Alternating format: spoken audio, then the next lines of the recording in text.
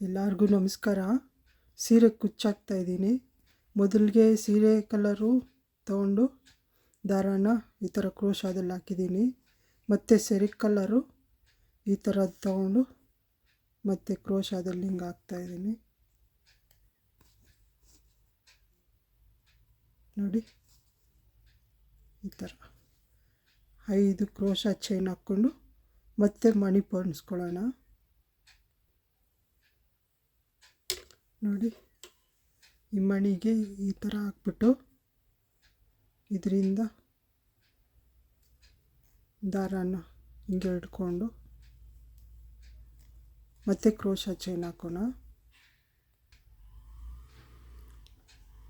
ನೋಡಿ, ಈ ಥರ ಒಂದು ಬಿಟ್ಟು ಇನ್ನೊಂದಕ್ಕೆ ತಗೊಂಡು ಈ ಥರ ಕ್ರೋಶಾ ಚೈನ್ ಹಾಕೋಣ.